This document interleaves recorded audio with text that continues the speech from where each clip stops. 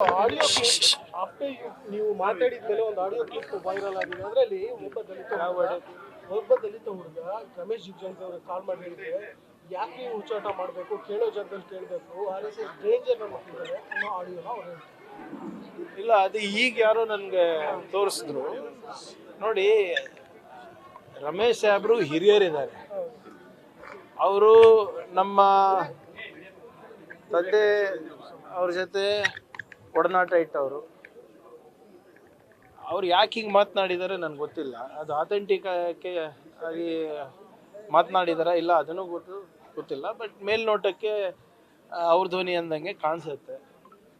ಆದರೆ ಅಲ್ಲಿ ಹೇಳಿರೋದು ನೋಡಿದ್ರೆ RSS ಇಂದ ನಾವೆಲ್ಲರೂ ಹೆದರ್ಕೋಬೇಕು, ಅವರು ಯಾವುದೇ ಹಂತಕ್ಕೆ ಹೋಗ್ತಾರ ಅಂತ ಕೂಡ ಅದರಲ್ಲಿ ಹೇಳಿದ್ದಾರೆ. ಅದರಲ್ಲಿ ಭಾಳ ಸ್ಪಷ್ಟವಾಗಿ ಒಂದು ಸರಿ ಅಲ್ಲ ಎರಡು ಸರಿ ಏನು ಹೇಳ್ತಾರೆ ಅಂದರೆ, ಅವ ಮಣ್ಣು ಹಾಕ್ತಾನೆ, ಸಾಯಿ ಹೊಡಿತಾರೆ, ಆಮೇಲೆ ನೀವು ಹೇಳ್ದಂಗೆ ಅವಾಚಕ ಶಬ್ದದಲ್ಲಿ RSS ಅವರಿಗೆ ಬೈದಿದ್ದಾರೆ. ಸೊ ಇದ್ರ ಸ್ಪಷ್ಟೀಕರಣ ನನಗಲ್ಲ, BJP ನಾಯಕರು ಕೊಡಬೇಕಲ್ಲ. ಈಗ ಕಾನೂನಾತ್ಮಕವಾಗಿ ಪ್ರಶ್ನೆ ಕೇಳಿದ್ದಕ್ಕೆ ಸಂವಿಧಾನದ ಪರವಾಗಿ ನಾವು ನಿಂತ್ಕೊಂಡಿದ್ದಕ್ಕೆ BJP ಸಂಸದರಿರ್ಬೋದು, ಶಾಸಕರಿರ್ಬೋದು, ಅಥವಾ RSS ಬೆಂಬಲಿಗರಿರ್ಬೋದು, ಅವರು ಈ ರೀತಿಯಾಗಿ ಥ್ರೆಟನ್ ಮಾಡ್ತಾರೆ ಅಂದರೆ ಯಾವ ಮಟ್ಟಕ್ಕೆ ಈ ಸಂಸ್ಥೆ ನಮ್ಮ ಸಮಾಜದಲ್ಲಿ ಬೇರು ಬಿಟ್ಟಿವೆ ತಾವೇ ತಿಳ್ಕೊಬೇಕು. ಅಂದರೆ if you are ready to threaten the home minister of Karnataka, ನೀವು ಯೋಚನೆ ಮಾಡಿ ಅವ್ರ ಹಿಂದೆ ಯಾರ್ಯಾರು ಇರ್ಬೋದು ಅಂತ. ಆಮೇಲೆ ಇದಕ್ಕೆ ನಾವು ಹೋಮ್ ಮಿನಿಸ್ಟರ್ ಇರಲಾರ್ದಾಗೆ ಹೆದರಿಲ್ಲ, ಇವಾಗೇನಕ್ಕೆ ಹೆದರ್ಬೇಕು ನಾನು? ಇದೇನು ಮೊದಲನೇ ಸಾರಿ ಮಾಡ್ತಾ ಇರೋದು? ಹೋದ ಬಾರಿ ಕೂಡ ಇವರು ನಾನು ಯಾವುದೋ ಒಂದು ವಿಚಾರಕ್ಕೆ ನಾನು ಸವಾಲೆತ್ತಿದಾಗ ಇದೇ ವಿರೋಧ ಪಕ್ಷದ ನಾಯಕರು ಮತ್ತು BJP ಅಧ್ಯಕ್ಷರು ಇದೆಲ್ಲನೂ ಕೂಡ ಅವರು ಪಬ್ಲಿಸಿಟಿಗೆ ಮಾಡ್ತಾ ಇದ್ದಾರೆ ಅಂತ ಹೇಳಿದ್ರು. ಅದಕ್ಕೆ ನಾನೇ ವಿಡಿಯೋ ಮಾಡಿದೆ. ಪಾಪ ಅವನು ಅರೆಸ್ಟ್ ಆದ, ಆ ಹುಡುಗ ಯಾರದು ನನಗೆ ಬೆದರಿಕೆ ಹಾಕಿದ್ದ ಅರೆಸ್ಟ್ ಆದ. ಈ RSSನವರು BJPನವರು ಪಾಪ ಅವನಿಗೆ ಒಂದು ಲಾಯರ್ ಕೂಡ ಕೊಟ್ಟಿಲ್ಲ, ಗೊತ್ತಾ ನಿಮಗೆ? ಆ ಬೆದರಿಕೆ ಹಾಕ್ದವನು ಅವರ ತಾಯಿ ನನಗೆ ಫೋನ್ ಮಾಡಿ ಹಿಂಗೆ ಆಗ್ತಾ ಇದೆ ಸರ್ ಬಿಟ್ಬಿಡಿ ಅಂದಮೇಲೆ ನಾನು ಸುಮ್ಮನಾದೆ. ನಾನು ಇಲ್ಲದ್ರೆ I would have taken it to the logical end. ಒಂದು ತಾಯಿಯ ಕಣ್ಣೀರಿನ ಕತೆ ಕೇಳಿಬಿಟ್ಟು ನಾನು ಅವನಿಗೆ ಸುಮ್ಮನೆ ಬಿಟ್ಟೆ. ಇಲ್ಲದ್ರೆ legally I would have pursued the matter. ಆದರೆ ಯಾರಿವತ್ತು BJP ಪರವಾಗಿ ನಿಲ್ತಾ ಇದ್ದಾರೆ, RSS ಪರವಾಗಿ ನಿಲ್ತಾ ಇದ್ದಾರೆ, ಅವ್ರು ಯಾವಾಗ ಜೈಲಿಗೆ ಹೋಗ್ತಾರೆ ಇವರು ಕೈ ಬಿಡ್ತಾ ಇದ್ದಾರೆ. ಒಂದು ಲಾಯರ್ ಕೂಡ ಕೊಟ್ಟಿಲ್ಲ, ಅಥವಾ ಹೋಗಿ ನೀನು ಹೆಂಗಿದ್ಯಪ್ಪ ಯಾಕೆ ಹಿಂಗೆ ಮಾಡಿದ್ಯಾ ಅಂತಲೂ ಕೇಳಿಲ್ಲ ಯಾರು. ಇದೇನು ಹೊಸದಲ್ಲ. ನನಗಿರ್ಬೋದು, ಖರ್ಗೆ ಸಾಹೇಬ್ರಿಗಿರ್ಬೋದು ಬರ್ತಾನೆ ಇದೆ ಅಲ್ಲ. ನಾವು ಯಾವುದಕ್ಕೂ ಇದಕ್ಕೆ ಯಾರು ಅಂಜೋರಲ್ಲ ನಾವು. ಯಾರು ಹೇಳಿದ್ದು ಲಾಸ್ಟ್ ಅಂತ? ನಾನು ಮೊನ್ನೆಯಿಂದನೂ ನಿನ್ನೆನೂ ನಮ್ಮ ಮಾಧ್ಯಮ ಸ್ನೇಹಿತರಿದೆ ಕೇಳಿದೆ. ಕೊಟ್ಟು ಈಗ 1 ವಾರ ಆಗಿದೆ ಸರ್. 100 ವರ್ಷದ ಇತಿಹಾಸದ ದೇಶಭಕ್ತರಿದ್ದಾರೆ ಇವರೆಲ್ಲರೂ.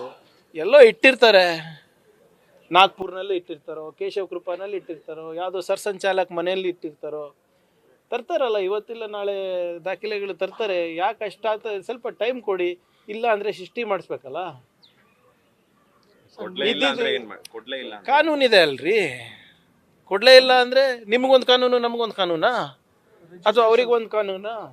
ಈಗ ಇದ್ದಿದ್ರೆ ಇಷ್ಟೊತ್ತಿಗೆ ನನ್ನ ಮುಖಕ್ಕೆ ಬಿಸಾಕ್ತಾ ಇರ್ಲಿಲ್ವೇನ್ರಿ? ಎಷ್ಟು ದಿನ ಟೈಮ್ ಅಂತ ಕೊಡ್ತೀರಾ ಸರ್ ನೀವೇನಾದ್ರು? ನಾನು ಯಾರು ಇವ್ರೆ? ಹೋಮ್ ಮಿನಿಸ್ಟರ್ ಅಲ್ವಾ? ನನ್ನ ಕೆಲಸ ಏನು? ತಾಳ್ಮೆಯಿಂದ ಇರೋದು. Attacking is not the first thing they teach police. Restraint ಇರಬೇಕು, ತಾಳ್ಮೆ ಇರಬೇಕು, ಕಾನೂನಾತ್ಮಕವಾಗೇ ಮಾಡಬೇಕು. ಆ ಚೌಕಟ್ಟನ್ನು ನಾನು ಮೀರೋಕ್ಕಾಗಲ್ಲ, ಅವರು ಮೀರೋಕ್ಕಾಗಲ್ಲ. ನಾನು ಅವರಿಗೆ ಮೀರಕ್ಕೂ ಬಿಡೋದಿಲ್ಲ. ಬರಲಿ. ಈಗ ಇಷ್ಟು 100 ವರ್ಷ ಕಾದಿದ್ದೀರಂತೆ ಒಂದು ಡಾಕ್ಯುಮೆಂಟಿಗೆ, ಇನ್ನೂ ಒಂದು ತಿಂಗಳು ಕಾಯಕ್ಕೆ ಏನಪ್ಪ ನಿಮಗೆ? ರಿಜಿಸ್ಟ್ರೇಷನ್ ಅನ್ನೋದು ಫೈನಲ್ ಅಂತ ಹೇಳಿ. ರಿಜಿಸ್ಟ್ರೇಷನ್ ಅಲ್ಲ, I want to know who they are. ಈಗ ಮೊನ್ನೆ ನೀವೇ ಕೇಳಿದ್ರಿ ನನಗೆ, ಪ್ರಿಯಾಂಕರ್ಗೆ RSS ಬಗ್ಗೆ ಯಾಕೆ ಕೇಳ್ತಾ ಇದ್ದಾನೆ, ಸುಮ್ಮನಿರೋದು ಬಿಟ್ಟು ಗೃಹ ಸಚಿವರು ಕೆಲಸ ಮಾಡಬಾರ್ದು ಅವರು ಅಂತ. ಅರೆ 20 ಲಕ್ಷ ಜನ ಇಡೀ ರಾಜ್ಯದಲ್ಲಿ ಸೇರ್ತಾ ಇದ್ದಾಗ ಅದು ಜವಾಬ್ದಾರಿ ನಂದ ಏನು ಮಹಿಳಾ ಮತ್ತು ಮಕ್ಕಳ ಕಲ್ಯಾಣ ಇಲಾಖೆ ಮಾಡಬೇಕಾದ? ಲಾ ಆ್ಯಂಡ್ ಆರ್ಡರ್ ನನ್ನ ಅಂಡರ್ ಬರ್ತದ? ಏನು ಕಾಮರ್ಸ್ ಆ್ಯಂಡ್ ಇಂಡಸ್ಟ್ರಿ ಡಿಪಾರ್ಟ್ಮೆಂಟಿಗೆ ಬರುತ್ತಾ? ಸರ್ ಮತ್ತೆ ಸೊ ಆದ್ದರಿಂದ ಇವತ್ತಿಲ್ಲ ನಾಳೆ ಬರ್ತಾರೆ. ಸುಮ್ಮನೆ ಯಾರ್ಯಾರೋ ನೀವು ದೊಡ್ಡ ದೊಡ್ಡ ಲಾಯರಿಗೆ ಎಡಿಟೋರಿಯಲ್ ಬರ್ಸೋದು, ಸಾಮಾಜಿಕ ಜಾಲತಾಣದಲ್ಲಿ ದೊಡ್ಡ ದೊಡ್ಡ ಫೇಸ್ಬುಕ್ ಪೋಸ್ಟ್ ಹಾಕ್ಸೋದು, ಅಥವಾ ಯಾವುದೋ ಒಂದು ಪಾಡ್ಕಾಸ್ಟ್ ಮಾಡಿಸೋದು, ಅದೇನೂ ಫರಕ್ ಬೀಳಲ್ಲ ನನಗೆ. ಅಥವಾ ನೀವು ಹೇಳ್ಬಿಡಿ ಅಧಿಕೃತವಾಗಿ ಇವರು ನಮಗೆ ಲೀಗಲ್ ರೆಪ್ರೆಸೆಂಟೇಷನ್ ಮಾಡ್ತಾ ಇದ್ದಾರೆ, ಇವ್ರ ಜೊತೆ ಚರ್ಚೆ ಮಾಡಿ ಅಂದರೆ ನಾನು ನಮ್ಮ ಲೀಗಲ್ ಟೀಮ್ ಅವ್ರಿಗೆ ಕಳಿಸ್ತೀನಿ. ರಮೇಶ್ ಜಿಗಣಿ ಅವರು ಸರ್ ಆಡಿಯೋದಲ್ಲಿ ಇನ್ನೊಂದು ಮಾತು ಹೇಳಿದ್ದಾರೆ, ದಲಿತರಿಗೆ ಏನಕ್ಕೆ RSS ಅದು ಅವ್ರ ಮೆಂಟಾಲಿಟಿ ಅಪ್ಪ, ಚತುರ್ವರ್ಣ, ಮನುಸ್ಮೃತಿ. ನಾನು ಅವತ್ತಿಂದಾನೇ ಹೇಳ್ತಾ ಇದ್ದೀನಲ್ಲ, ಈ RSS ಅವ್ರ ಇತಿಹಾಸ ಏನು ಅಂದರೆ ಸಂವಿಧಾನವನ್ನು ತಿರಸ್ಕರಿಸಿ ಮನುಸ್ಮೃತಿನೇ ನಮ್ಮ ಸಂವಿಧಾನ ಆಗ್ಬೇಕಂದ್ಬಿಟ್ಟು ಒಂದಲ್ಲ 10 ಅಲ್ಲ 150 ಬಾರಿ ರಾಮ್ಲೀಲಾ ಮೈದಾನದಲ್ಲಿ ಪ್ರತಿಭಟನೆ ಮಾಡಿದವರು. ಇದು ಅವ್ರ ಇತಿಹಾಸ, ತಿಳ್ಕೊಳ್ಳಿ. ಕಾನ್ಸ್ಟಿಟ್ಯೂಂಟ್ ಅಸೆಂಬ್ಲಿ ಡಿಬೇಟ್ಸು ಸಂವಿಧಾನದ ಅನುಷ್ಠಾನದ ಬಗ್ಗೆ ಮಾಡ್ತಿರ್ಬೇಕಾದಾಗ ರಿಷಿ ಅಂಬೇಡ್ಕರು, ಮಹರ್ಷಿ ನೆಹರು ಅವರು ಸೇರಿ ನಮ್ಮ ವೇದಗಳನ್ನು ಮುಗಿಸ್ತಾ ಇದ್ದಾರೆ, ಮನುಸ್ಮೃತಿ ಮುಗಿಸ್ತಾ ಇದ್ದಾರೆ, ಇದೇನೋ ಒಂದು ಸಂವಿಧಾನವನ್ನು ತರ್ತಾ ಇದ್ದಾರೆ, ಇದನ್ನು ನಾವು ತಿರಸ್ಕಾರ ಮಾಡ್ತೀವಿ ಅಂತ ಹೇಳಿದ್ದು ಅವರ ಇತಿಹಾಸ. ಅದಕ್ಕೆ ಅವ್ರಿಗೆ ಸಂವಿಧಾನದಲ್ಲಿ ನಂಬಿಕೆ ಇಲ್ಲ, ಚತುರ್ವರ್ಣದಲ್ಲಿ ನಂಬಿಕೆ ಇದೆ, ಮನುಸ್ಮೃತಿನಲ್ಲಿ ನಂಬಿಕೆ ಇದೆ. ಯಾರೂ ಅವ್ರಿಗೆ ಪ್ರಶ್ನೆ ಮಾಡಬಾರ್ದು. BJPನಲ್ಲಿ ದಲಿತರು ಆಳು ಮಕ್ಕಳಾಗಿ ಸಾಕ್ತಾ ಇದ್ದಾರೆ. ನಿಮ್ಗೆ ಗೊತ್ತಿದೆ ಅಲ್ವಾ? ವಿರೋಧ ಪಕ್ಷದ ಮೇಲ್ಮನೆ ನಾಯಕರು ಏನು ಮಾಡಿದ್ರು ಪಾಪ ಆ ಸ್ಥಾನಮಾನ ಪಡಿಲಿಕ್ಕೆ? ನೆನಪಿದ್ಯಾ? ಬುಟ್ಟಿನಲ್ಲಿ ಏನಿತ್ತು ಹೇಳಿ? RSS ಚಡ್ಡಿಗಳಿತ್ತು, ನೆನಪಿದ್ಯಾ? ಅದಕ್ಕೆ ಅವ್ರಿಗೆ ಮಾಡಿದ್ದಾರೆ. ಸಬ್ಸರ್ವಿಯೆಂಟ್ ನೇಚರ್ ಇದೆ ಅಲ್ಲಿ. ನಾವು ಸಂವಿಧಾನದಲ್ಲಿ ನಂಬಿಕೆ ಇಟ್ಟವರು, ಡಾಕ್ಟರ್ ಬಾಬಾ ಸಾಹೇಬ್ ಅಂಬೇಡ್ಕರ್ ಅವರ ಹೋರಾಟದಲ್ಲಿ ನಂಬಿಕೆ ಇಟ್ಟವರು. ಕ್ವೈಟ್ ನ್ಯಾಚುರಲಿ ಅವ್ರ ದಲಿತರಿಗೆ ಯಾಕೆ ಬೇಕು RSS ಅಂದರೆ ನಮ್ಗೆ ಬೇಕಾಗಿಲ್ಲ. ಅದು home minister I am asking questions, ಕೊಡಿ. ನನಗೇನು RSS ಅವಶ್ಯಕತೆ ಇಲ್ಲ. ನನ್ನ ಪ್ರಕಾರ ಈ ದೇಶಕ್ಕೂ ಇಲ್ಲ, ಸಮಾಜಕ್ಕೂ ಇಲ್ಲ. ಸರ್, ನೀಟ್ ವಿಚಾರವಾಗಿ ನೀವು ಹೇಳಿಕೆ ಕೊಟ್ಟ ನಂತರ ಈಗ MP ತೇಜಸ್ವಿ ಸೂರ್ಯ ಅವರು ಪತ್ರಿಕಾಗೋಷ್ಠಿನ ಮಾಡ್ತಿದ್ದಾರೆ. ಅದರಲ್ಲಿ ಅವರು ಮಾಡಲಿ ಅಪ್ಪ, ದಯವಿಟ್ಟು ನಾಚಿಕೆ ಇರಲಾರ್ದಂಥ ಸಂಸದರಿಗೆ ನಾನೇನು ಹೇಳೋಕ್ಕಾಗೋದಿಲ್ಲ. ಪದೇ ನಾನು ಇದ್ರ ಬಗ್ಗೆ ಆಗಲೇ ಸ್ಪಷ್ಟೀಕರಣ ಕೊಟ್ಟಿದ್ದೇನೆ. 3 ಜನ ಬರೀಲಿಕ್ಕೆ ಆಗಿಲ್ಲ. ಒಬ್ಬರು ಮಾಗಡಿಯಿಂದ ಬಂದಿದ್ರು, ಇನ್ನೊಬ್ಬರು ಹಳೆ ಹಾಲ್ ಟಿಕೆಟ್ ತಂದಿದ್ರು. ಮೂರನೇ ವಿದ್ಯಾರ್ಥಿ ಯಾರು RT ನಗರಿಂದ ಬರ್ತಾಯಿದ್ರು.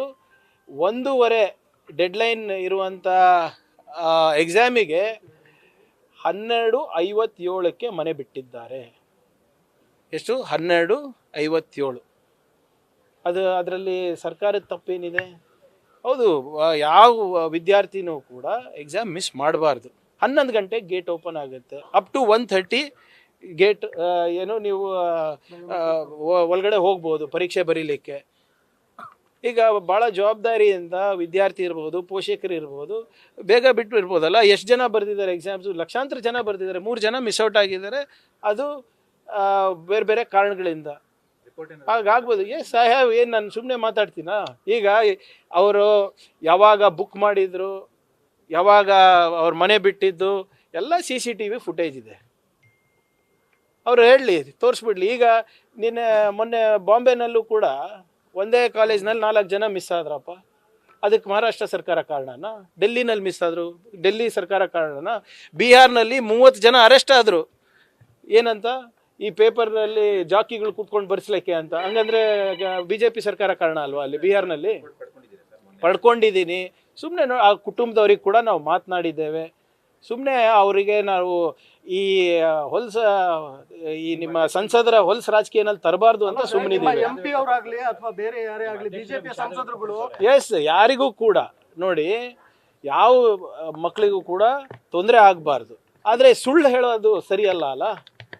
ಈಗ ಅಧ್ಯಕ್ಷರು ಏನು ಹೇಳಿದ್ದಾರೆ? ನನ್ನಿಂದ ತೊಂದರೆ ಆಗಿದೆ, ವಿಷಾದ ವ್ಯಕ್ತಪಡಿಸ್ತೀನಿ. ಅದು ನಾನು ನಿನ್ನೆನೂ ಹೇಳಿದೆ. ಈಗ ಹಾಲ್ ಟಿಕೆಟ್ ಹಳೆ ತಂದರೆ ನಾವೇನು ಮಾಡೋಕ್ಕಾಗ್ತದೆ ಸರ್? ಅದೇನು ಹರಿಪ್ರಸಾದ್ ಅವರ ಕಾರಣ? ಅದಕ್ಕೆ ಮನೆ ನಾನು ಲೇಟಾಗಿ ಬಿಡೋದಕ್ಕೆ ಹರಿಪ್ರಸಾದ್ ಅವರ ಕಾರಣ? ಅದಕ್ಕೆ ಈಗ ನೀವು ಮಾಗಡಿಯಿಂದ ಬಂದಾಗ ಈ ಹಲವಾರು ಜನ ಬಂದಿರ್ತಾರಲ್ಲ, ಅವ್ರು ಒಬ್ಬರೇ ಬಂದಿರ್ತಾರ ಹೇಳಿ ಆ ಬಸ್ನಲ್ಲಿ? ಅಲ್ಲ ಸರ್, ನೀಟ್ ಪತ್ರಿಕೆಗಳು ನೋಡಿ, ಲೀಕ್ ಫಸ್ಟು ಈ ಸಂಸದರು ಯಾರಿದ್ದಾರೆ ಅವ್ರ ಕೆಲಸ ನೋಡಪ್ಪ. ಒಂದು ಹೇಳ್ಬಿಡ್ತೀನಿ ಭಾಳ ಸ್ಪಷ್ಟವಾಗಿ, ನನ್ನ ಹೆಸರು ತಗೊಂಡಿಲ್ಲ ಅಂದರೆ BJP ಸಂಸದರಿಗೆ, ಶಾಸಕರಿಗೆ ಅಲ್ಲಿ ಅವರಿಗೆ ಪ್ರಮೋಷನ್ ಇಲ್ಲ, ತಿಳ್ಕೊಳ್ಳಿ. ಎಷ್ಟು ಅವರು ನನ್ನ ಹೆಸರು ಪ್ರತಿಪಾದನೆ ಮಾಡ್ತಾರೆ, ಜಪ ಮಾಡ್ತಾರೆ, ಆವಾಗ ಮಾತ್ರ ಅವರಿಗೆ ಪ್ರಮೋಷನ್. ಇಲ್ಲಿದ್ರೆ ಅವರಿಗೆ ರಾತ್ರಿ ನಿದ್ದೆನೂ ಬರೋದಿಲ್ಲ, ಮನೆ ಒಳಗಡೆನೂ ಬಿಡೋದಿಲ್ಲ, BJP ಕಚೇರಿನಲ್ಲೂ ಬಿಡೋದಿಲ್ಲ, RSS ಕಚೇರಿನಲ್ಲೂ ಬಿಡೋದಿಲ್ಲ. ಲಾಜಿಕಲ್ಲಾಗಿ ಎಕ್ಸ್ಪ್ಲೇನ್ ಮಾಡಿ. ಇವತ್ತು ಮಾಡ್ತಾ ಇದ್ದಾರೆ ಪ್ರೆಸ್ ಮೀಟು, ಅವ್ರ ಹತ್ರ ಏನು ದಾಖಲೆ ಇದೆ? ನಾನು CCTV ಫುಟೇಜ್ ರಿಲೀಸ್ ಮಾಡಲಾ? ಸುಮ್ಮನೆ ಇವೆಲ್ಲ ಉಡಾಫೆ ಅಲ್ಲ. ಫಸ್ಟು ಕ್ಷಮೆ ಕೇಳಲಿ. ಈಗ ದಿಸ್ ಈಸ್ ಅ ಎಕ್ಸಾಮ್, ಒಪ್ತೀರಾ ಎಲ್ಲರೂ? Exam. Why was there a necessary for exam? ನಿಮ್ಮ ಯೋಗ್ಯತೆಗೆ ಒಂದು ಎಕ್ಸಾಮ್ ನಡ್ಸೋಕ್ಕಾಗಿಲ್ಲ. ವಾಯುಸೇನೆ, ನೌಕಾಸೇನೆ, ಬೇರೆ ಬೇರೆ ಸೇನೆಗಳು ಬೇಕಾಗಿತ್ತು ನಿಮ್ಗೆ ಪೇಪರ್ ತರಲಿಕ್ಕೆ. ನಿಮ್ಮ ವೈಫಲ್ಯತೆಯಿಂದ ಇವತ್ತು ಎಕ್ಸಾಮ್ ಆಗಿರೋದು. ಫಸ್ಟು ಎಕ್ಸಾಮ್ ಯಾಕೆ ಮೊದಲನೇ ಎಕ್ಸಾಮ್ನಲ್ಲಿ ಪೇಪರ್ ಲೀಕ್ ಯಾಕಾಯಿತು ಅದ್ರ ಬಗ್ಗೆ ಬಹಿರಂಗವಾಗಿ ಮಾತಾಡಲಿ ಅವರು. ಅದ್ರ ಬಗ್ಗೆ ಕ್ಷಮೆ ಕೇಳಲಿ ಫಸ್ಟು. ಸರ್, ಕ್ರಾಸ್ ವೋಟಿಂಗ್ ಅಲ್ಲಿ ಧರ್ಮಸ್ಥಳಕ್ಕೆ ಹೋಗ್ತೀವಿ ಅಂದವರು ಇವತ್ತು BJP ಹೈಕಮಾಂಡ್ ಲೀಡರ್ಸ್ ಅನ್ನ ಮೀಟ್ ಮಾಡಕ್ ಹೋಗಿದ್ದಾರೆ, ಅಶೋಕ್ ಅವರು ಮತ್ತು ವಿಜೇಂದ್ರ ಅವರು. ಧರ್ಮಸ್ಥಳ ಹೋಗೋರು ಡೆಲ್ಲಿಗೆ ಯಾಕೆ ಹೋದ್ರು? ಅದು ಅವ್ರ ಪಕ್ಷದ ವಿಚಾರ. ಮಾಡಿದೀರಾ ಅದು ಇದು ಅಂತ ಆಯ್ತು. ಈಗ ಅಮಿತ್ ಶಾ ಎಲ್ಲ ಅವ್ರ ಹತ್ರ, ಅಮಿತ್ ಶಾ ಅವರು ಗೃಹ ಸಚಿವರು ಎಲ್ಲರೂ ಅವ್ರ ಹತ್ರನೇ ಇದಾರಲ್ಲ, ಸಂಶೋಧನೆ ನಡೆಸಿ ಸರಿ ಇದು ತನಿಖೆ ನಡೆಸಲಿ, ಯಾರು ಬೇಡ ಅಂದಿದ್ದಾರೆ. ಈಗ ಸದಾನಂದ ಗೌಡ್ರು ಏನು ಹೇಳಿದ್ರು ನಿನ್ನೆ, ಅಡ್ಡ ಮತದಾನ ಆಗ್ಬೋದು ಅಂದ್ಬಿಟ್ಟು ವಿಜೇಂದ್ರ ಅವರಿಗೆ ಮತ್ತು ಅಶೋಕ್ ಅವರಿಗೆ ಫೋನ್ ಮಾಡಿದ್ರಂತೆ. ಅವರು ಇಲ್ಲ ಫೋನ್ ಮಾಡಿದ್ರಂತೆ, ಯಾರೂ ಎತ್ತಿಲ್ಲಂತೆ. ಅಂದರೆ ಒಬ್ಬ ಮಾಜಿ ಮುಖ್ಯಮಂತ್ರಿಗಳ ಮಾತಿಗೆ ಎಷ್ಟು ಬೆಲೆ ಇದೆ ಅಂತ ಗೊತ್ತಿದೆ. ಕನೆಕ್ಟ್ ಆಗಿಲ್ಲ ಅಂತ ಹೇಳ್ತಾರೆ ಸರ್, ಅವ್ರು ಎತ್ತಿಲ್ಲ ಅಂತ ಹೇಳಿದ್ರೆ ಕನೆಕ್ಟ್ ಆಗಿಲ್ಲ ಅಂತ ಹೇಳಿ. ಇಬ್ರದ್ದು ಕನೆಕ್ಟ್ ಆಗಿಲ್ಲ. ನೀವು ನಂಬ್ತೀರಾ? ಇಲ್ಲ, ಇಬ್ರದ್ದು ಕನೆಕ್ಟ್ ಆಗಿಲ್ವಾ? ಅವ್ರ PAಗಳದ್ದು PSಗಳದ್ದು ಕನೆಕ್ಟ್ ಆಗಿಲ್ವಾ? ಹಾಂ, ಆಯ್ತು, ಒಳ್ಳೇದು ಬಿಡಿ.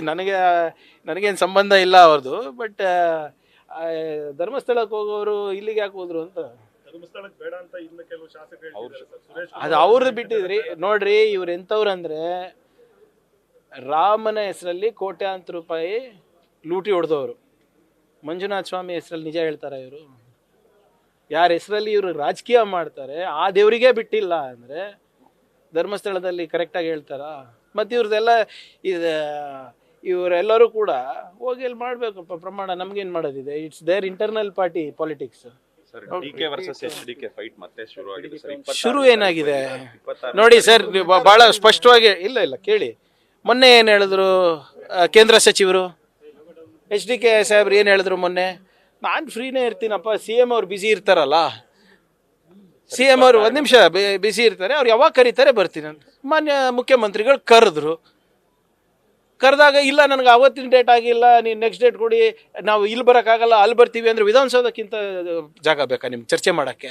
ಜನರ ಮುಂದೆ ಬನ್ನಿ, ಅಲ್ಲೇ ಅರೆ ನೀವು ಕರ್ಕೊಂಡು ಬನ್ನಿರಿ 5 ಜನಕ್ಕೆ. ಈಗ ಮೊನ್ನೆ ಇದೇ ವಿಧಾನಸೌಧದಲ್ಲಿ ಮಂಡ್ಯನಲ್ಲಿ ನಿಮ್ಮದು ಎಲೆಕ್ಟ್ರಿಕ್ ವೆಹಿಕಲ್ ಟೆಸ್ಟಿಂಗ್ ಸೆಂಟರ್ ಬಗ್ಗೆ ಚರ್ಚೆ ಮಾಡಿದ್ರಿ. ವಿಧಾನಸೌಧನೇ ತಾನೇ ಕೇಂದ್ರ ಸ್ಥಾನ, ಇಲ್ಲೇ ತಾನೇ ಜನಪ್ರತಿನಿಧಿಗಳಿರೋದು. ಇಲ್ಲಿಂದ ಈಗ ನಾನು MLA ಅಂದರೆ ಯಾರಿಗೆ MLA? ಚಿತ್ತಾಪುರ ಜನರಿಗೆ 2.5 ಲಕ್ಷ ಜನ ನಾನು ರೆಪ್ರೆಸೆಂಟ್ ಮಾಡ್ತೀನಿ. ಬನ್ನಿ ವಿಧಾನಸೌಧಕ್ಕೆ, ಅಲ್ಲೇ ರೆಪ್ರೆಸೆಂಟ್ ಯುವರ್ ಪೀಪಲ್. ನನಗೆ ಗೊತ್ತಿಲ್ಲ ಅಪ್ಪ, ಅವ್ರಿಗೆ ಕೇಳಿ, ಬರ್ದವ್ರಿಗೆ ಕೇಳಿ. ಈಗ ಅವ್ರು ಏನು ಹೇಳಿದ್ರು ಮೊನ್ನೆ, ಫ್ರೀ ಇದ್ದೀನಪ್ಪ, CM ಅವ್ರು ಯಾವಾಗ ಕೊಡ್ತಾರೆ ಟೈಮು? CM ಅವ್ರು ಕರೆದ್ರು. ಇಲ್ಲ ನಂಗೆ ಟೈಮ್ ಇಲ್ಲ ಅಂದರೆ ನಾವೇನು ಮಾಡೋಕ್ಕಾಗ್ತದೆ? ಅವ್ರಿಗೆ ಕೇಳಿ, ಗೊತ್ತಿದೆ ಈ ದಿನ ನಿಗದಿ ಮಾಡಿದ್ದಾರೆ ಅಂತ. ನ್ಯೂಸ್ ಫಸ್ಟ್ ನಿರ್ಭೀತಿಯಿಂದ ನಿಮ್ಮ ಪರವಾಗಿ.